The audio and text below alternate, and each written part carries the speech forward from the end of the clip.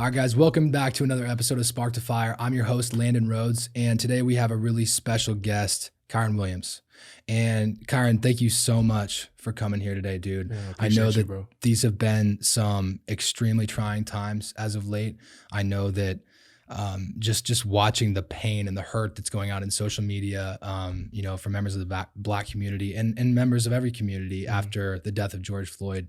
I want you on here to share your message, because I know you have a really great message, and I want you on here to just educate us. And we're here to listen, we're here to learn, and we just want to hear what you have to say. So yeah, thank you, bro. I appreciate it. I appreciate the platform, and it's just been a blessing to be able to meet people like yourself who understand that it's a big world we live in. There's a lot of things that go on, but as long as we stay together, as long as we stay united, like, if we're going to overcome, and we're going to get through it. So, our first questions are asking what were you like as a kid? Yeah. And then I want you to talk a little bit about, what you're doing today. And then we will get into the other stuff first. But so talk about what you were like as a kid, and what was your upbringing like? Because I think it's important for people to get to know who you are before they talk or they hear your message, Yeah. So I will open up with this, if you don't mind. Yeah, please do, man. About me, and then it'll also give you an overshadowing of what we're going through at the same time. Yeah, please go ahead. So I'm sitting in front of you today, a Black man, a Black graduate, a Black business owner, and a Black professional athlete, and a Black son. My father was incarcerated when I was 2 years old. That day, my mother was tasked with being a mother and a father, a story that we've heard time and time again. The time my father was sentenced to versus the crime he committed were not equitable. And that day, Kieron Williams lost faith in the policing system. At 26, the narrative has repeated itself over and over again. And I stand here today knowing that what we're fighting is bigger than myself and bigger than my pride. We're fighting systematic oppression and a faulty policing system. I can't stand another day of seeing headlines of people that look like me, talk like me, walk like me, being murdered in the streets like animals. At the same time, I realize that we are living in a system that thrives on changing focus, and not one moment can be wasted. We lost an unarmed Black woman in her own home to the hands of police, brutality, and violence. Just 2 weeks ago, a Black man who just wanted to go for a jog, and now we're mourning the death of George Floyd. When does it stop? We will no longer stand for a policing system that's not policed. There must be accountability. If we can have a rating system for our Uber ride, why can't we have a rating system for our officers? Body cams should be judged during processing after an arrest instead of an extension of YouTube and Live PD, one of the most viewed TV shows in the country. When as a people will we stand together and say what is right and what is wrong is wrong? Today is when. We will not let our attention be changed. We will not move to the next topic. We will not forget. Today is the time for change. Today we celebrate love, life, and the end of a system that was created to create division and chaos. Today we stand white, Black, Indian, Mexican, Asian, all with real love in our hearts. Not one more life should be lost. Not one more life can be lost. Our policing system needs a policing system. Wow. Thank you. So that's something that I wrote because that's from the heart. Right. And that tells you a little bit about myself. Originally from Shreveport, Louisiana. And came to the University of Nebraska from Air Force Academy. When I got here, I automatically realized that it was a place of diversity. It was a place of love, but it was also a place that understood that there are other opportunities out there. There are people here that would help you off the field too. And I think there are not enough athletes that take advantage of that. So my whole purpose was to make sure that I took advantage of everything that I had off the field. So that led me to creating Fake Incorporated, which is now a 3-headed monster. We have Faking Studios, we have Faking.shop, and we have Faking the Overhead, which is a philanthropy-based creative brand. So yeah, that's just a little short. Talk about what you guys do at Faking. Talk about the value that you bring to people and what you do to the community. I've seen lots of stuff on your socials about you guys giving clothing to homeless people, people that are really in need. So talk a little bit about that, man. So we've worked with the Sienna Francis House to give over, $2,000-$3,000 worth of clothing to homeless people who. There's 450 homeless people at the Sienna Francis House. There's only 350 beds. 100 people a night have to sleep on the floor there.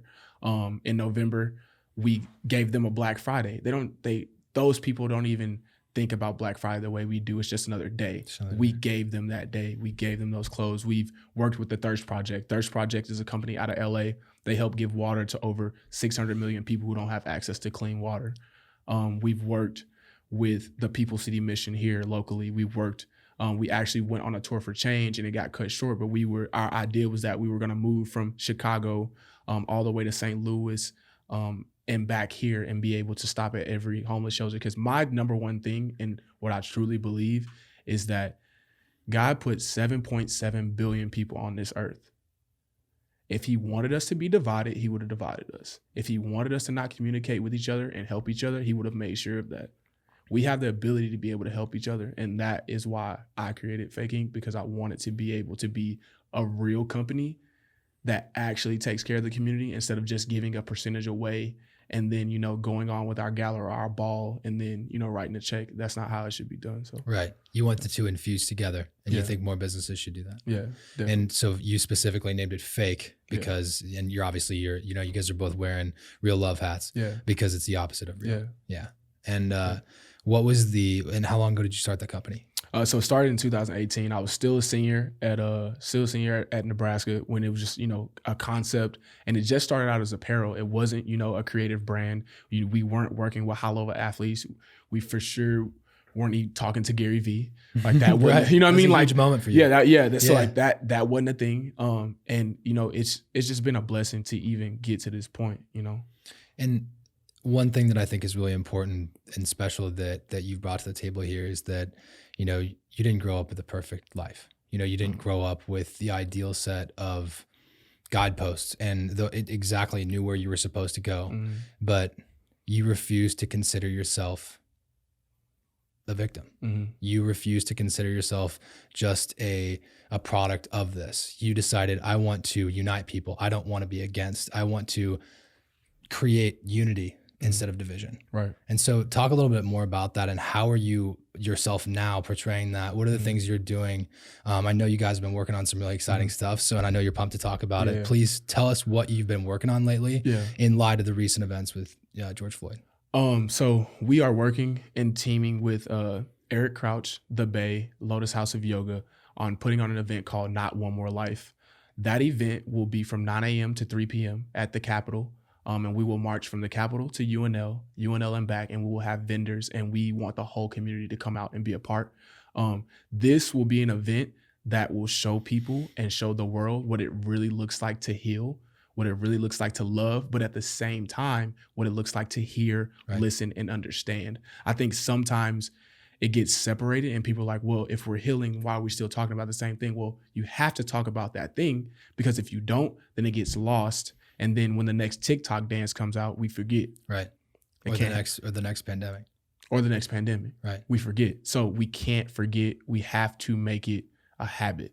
We have to make it a habit to remember. And this big event will be at the forefront of what we should do. And is it your vision for that to be annual? Yes, I want to do it annually. I want to have an annual event to where it's always something that we can lean on. It's always something that's diverse. It's not just Black. It's not just white. It's not just anybody. It's every single person in the Lincoln community to come out and just be a part and just make sure that we're staying on the right track, keeping us accountable. Right. And so what are some of the leaders, and you yourself being a leader of this? What are you going to talk about? What are some of the subjects they can expect to hear about? So Ron Brown will be there. Coach Ron Brown, he is a 17-year coach. He was a civil rights leader as well. So he will talk about, and we all will talk about, moving towards a system that has a policing system in place for our police. Right. I've been working closely with Taylor Martinez. We are working on getting an app together to where when we want to start it here in Lincoln and, get it to spread to close states and things like that. But to where when you get pulled over, now there's a rating system that you can use for that officer. And that rating system is connected to your insurance as well, to where now if you're not being honest, that will hold you accountable. And if you are being honest, now that body cam can go from being live PD, one of the most watched TV shows, to actually an accountable system again. Right. A database. Right. An accountable system to where now you can rate that officer. And the number one thing, it's a privilege to be a police officer. It's a privilege. So just like a professional athlete, it's a privilege for me to be a professional athlete. If I don't do my job right, I should get fired. Absolutely. And there are people lining up for that job. So I think the excuse of there's a couple bad apples, we have to get out of that excuse. That's not an excuse anymore. Because you're always going to have them. You're always going to have them. And even if, right. Entertain this for a second. Say that was the truth. Right. And there is a few bad apples. Right. Just from my short work in 2 years of business, I can tell you what the negative effects of a cancerous person in a company can do. Exactly. I've seen it in other companies. Yeah. Seen it here. Yeah. I know what those effects are. Yeah. And so to think that it's just, that's the thing is it's not just one bad apple. Yeah. It's the thoughts, actions, decisions of that bad apple that's surrounding by 10 other people. Right. And that's just in his local, precinct. Right. Maybe it's probably way more than that. Right. So bad apples that are caught on camera one time. No. I mean, it's gotta be something.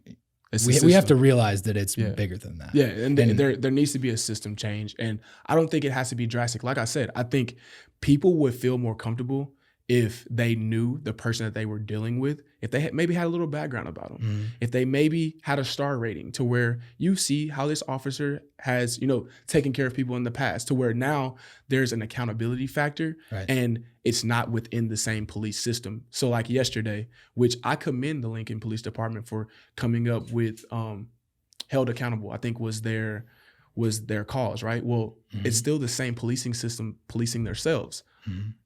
They don't know how.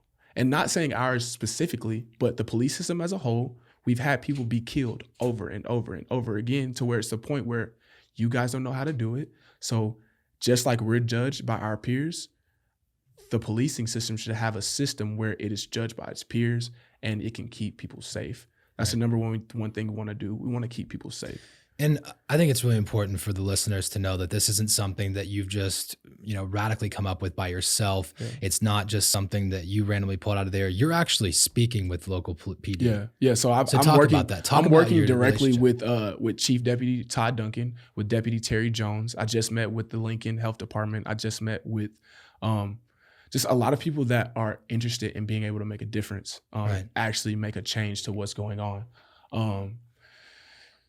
Yeah, man, just like every person that I've come in contact with, especially with the police department, is truly hurt because they are a part of that team. Right. They are a part of the team that hurt people, and so they only want to work towards figuring out how to put a policy in place to make sure that things get changed. Right. My only thing is that we all understand what social media does to our attention span.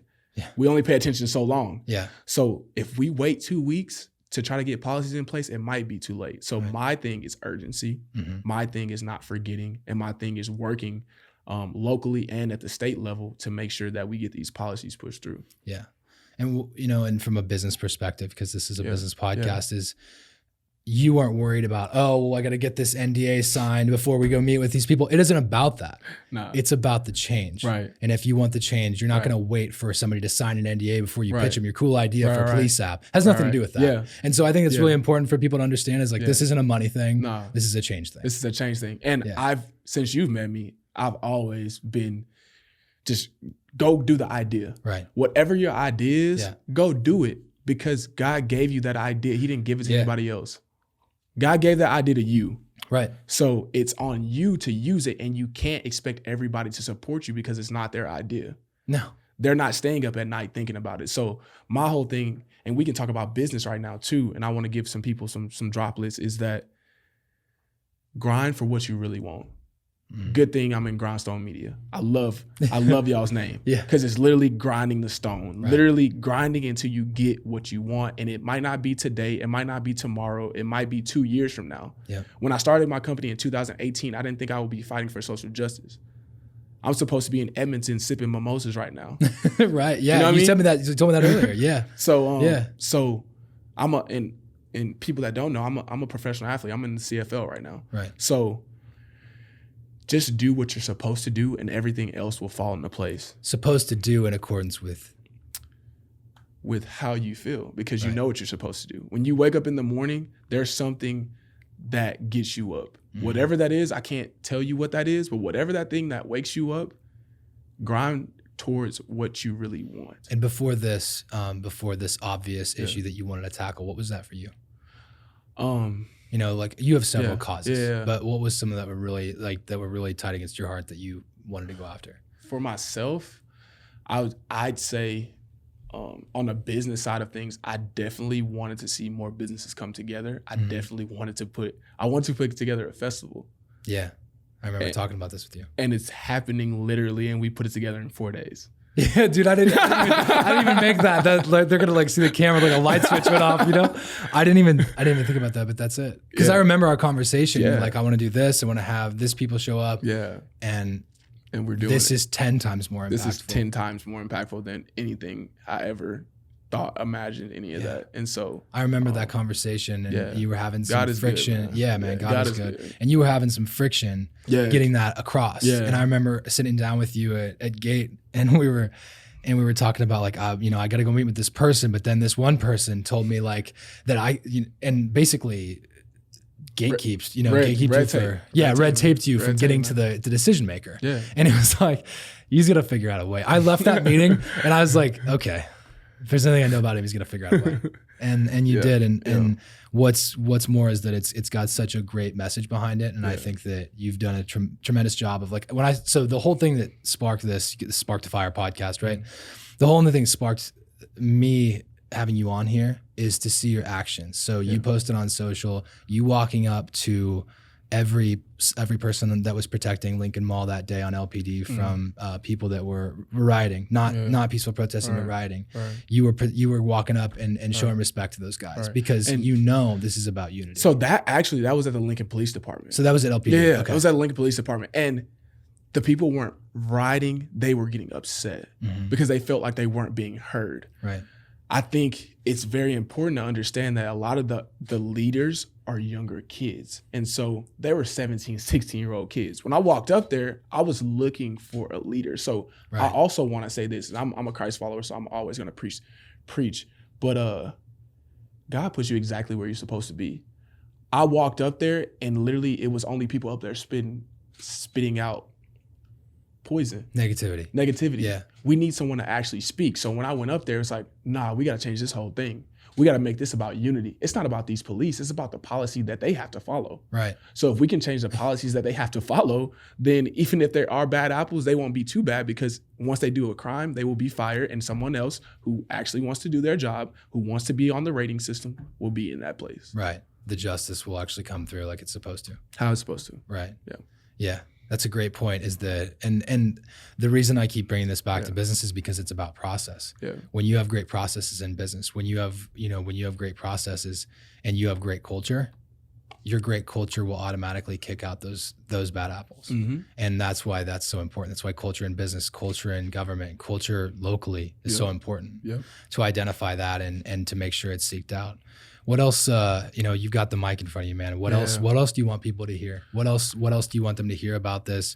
We're here to listen. Yeah. We're here to hear what you have to say. So tell me more. I just want everybody who is anybody, please, anybody in the Lincoln, Omaha, Kearney, anywhere that's close that can come, please be a part of this event. Please come.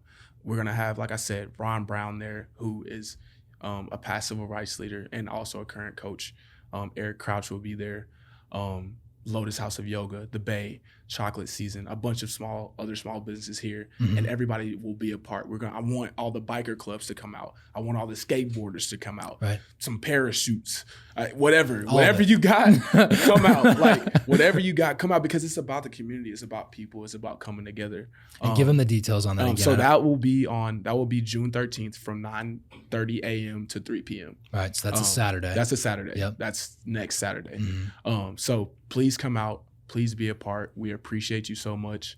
And we just want to show what real love looks like. We want to show what it looks like to actually pour into your community, to actually show love, and to actually work towards fixing the problem instead of meeting and talking about the problem. I think for the longest time, even since my grandmother, we've been talking and we've been negotiating. We have to fix it now, because it's been 60, 70, 400 years, however you want to look at it. That's what it's been. It's just time out for it. It's 2020. We have FaceTime. Right. We have FaceTime. We have all the technology. We in the have world. FaceTime. Yeah. We can't figure out like that melanin is the difference between let's not talk about it anymore. It's 2020. Yeah, it's 2020. Yeah. We have bigger issues to tackle, and that's exactly why you're here, man. And Yeah. I wanted to give you that opportunity to talk, because I think you've got a lot of really, really great things to say. And I love the fact that because I am a businessman, I love the fact that your business can be at the forefront of this leading change, because that's what good businesses do, is they change things for the better. Facts. People, single people, civil rights leaders, people on an individual basis are good. They're great people. Right. But when you get unity and you get a team of people to go lead thousands of people, that's when it really, really starts moving. So I'll be there with you. I'm excited. I'm excited to see you there. And for anybody that's had questions about this, there's been a lot of things on the news lately. You've got opinions from both sides. Right. You've got, is this about destruction, or is this about peaceful protests? Right. Can promise that this is about moving the community forward together, and then the nation after. So this is about love. So we will have a choir from 9:30 to 10 where we're just going to sing praises on the Capitol. So we're going to sing all the old songs. I'm gonna bring some Louisiana here. Hey, you know what I mean? We're gonna have church. I love it. You know what I mean? We're gonna have church from 9:30 to 10, and then we're gonna have some moments of silence, and then we're gonna have Coach Ron Brown speak, and then we're gonna have a guy. His name's Vic Young. He's a business owner here, and I'll let you tell his story. I'll let him tell his story when you get a chance to hear him, and then we'll have Eric Crouch. He'll speak last, and then we'll have vendors, food, and we will walk together. We will enjoy each other. And the Lincoln Police Department will be there in full effect. The Sheriff's Department will be there in full effect. The state troopers, everyone will be there. And it's gonna be family. It's gonna be Lincoln Family Day. It's gonna be just love. Right. Yeah. And where can they find more information about this? Do you guys have a Facebook event or anything? Yeah, so we will be launching a Facebook event this weekend. Okay. We are actually shooting a video for it tonight. Nice. There you go. So we'll be dropping all that information. Just be on the look. And it's just Fake Incorporated, FAKE Incorporated, all one word on Instagram, or on Twitter. It's Fake Inc _. So FAKEINC _. And then you can find me, Kieron Williams, KWXXVI. On Instagram, and then on Twitter, it's the K_Williams. Great. Thank you for sharing that. Yeah. And if you guys haven't, on another level from their business perspective, there's been a lot of really good posts going around about supporting Black businesses locally. And I love doing that because, one of my best friends and mentors, I don't know if you know Tony Goins. Tony Goins. So just supporting him and Austin's business has been a phenomenal thing.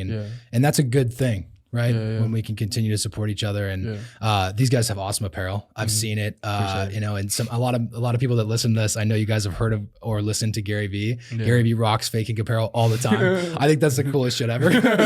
You got him like a stitched up hoodie and stuff, right? I mean, and when I saw him post that, share that with lots of people, it's because he believes in the message. And he doesn't wear stuff that doesn't, resonate, right? And so you resonated with him, you resonated here, and you're gonna resonate with a lot more people. So appreciate you, bro. Thank you for coming on, dude. I appreciate you. Appreciate it.